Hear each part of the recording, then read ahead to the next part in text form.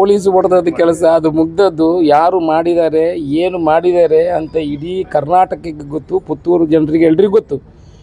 ನಮ್ಮ ಪ್ರೆಸ್ ಮಾಡುವ ಮುಖಾಂತರ ಅದು BJP ಅವರು ಮಾಡಿದ್ದಾರೆ ಅಂತ ಎಲ್ಲ ವಿಚಾರಗಳು ಎಲ್ಲ ಯಾರಿಗೆ ಅಮಾಯಕರಿಗೆ ಯಾರು ಪಾಪ ಅನ್ಯಾಯವಾಗಿ ಏಟು ತಿಂದಿದ್ದಾರೆ ಅವರಿಗೂ ಕೂಡ ಗೊತ್ತು.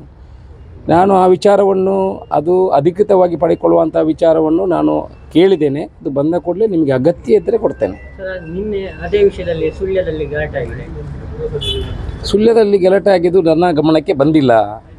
ನೋಡಿ, ಯಾರೂ ಆಗಲಿ ಇನ್ನೊಬ್ಬನ ತಂದೆ ತಾಯಿಗೆ ಬೈಯುವಂಥ ಹಕ್ಕು ಯಾರಿಗಿಲ್ಲ. ನಿಮ್ಮ ತಂದೆ ತಾಯಿಗೆ ಬೈಬಿಟ್ರೆ ನೀವೇನು ಹೇಳ್ತೀರಿ? ಸುಮ್ಮನೆ ಇಡ್ತೀರಾ? ನೀವೇನೂ ತಪ್ಪು ಮಾಡಿಲ್ಲ. ನಾನು ಏನು ತಪ್ಪು ಮಾಡಿದ್ದೇನೆ?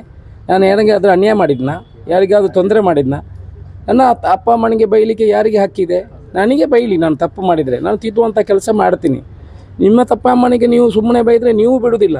ನಾನು ಏನು ಮಾಡಲಿಲ್ಲ, ನನ್ನ ಗಮನಕ್ಕೂ ಬಂದಿಲ್ಲ. ಯಾರೋ ಹೋಗಿ ಅದನ್ನು ಕೇಳುವಂಥ ಪ್ರಶ್ನೆ ಆಗಿದೆ. ಸಮಾಜದಲ್ಲಿ ಇಂಥ ಕೇಳುವಂಥ ವಿಚಾರಗಳು ಆಗಬೇಕು, ಪ್ರಶ್ನೆ ಮಾಡುವಂಥ ವಿಚಾರ. ನೀವು ನನಗೆ ಪ್ರಶ್ನೆ ಮಾಡ್ತಾ ಇದ್ದೀರಿ. ಪ್ರಶ್ನೆ ಮಾಡುವಂಥ ವಿಚಾರ ಅನ್ಯಾಯವಾಗಿ ಯಾರಿಗೂ ಅನ್ಯಾಯ ಆಗಬಾರ್ದು.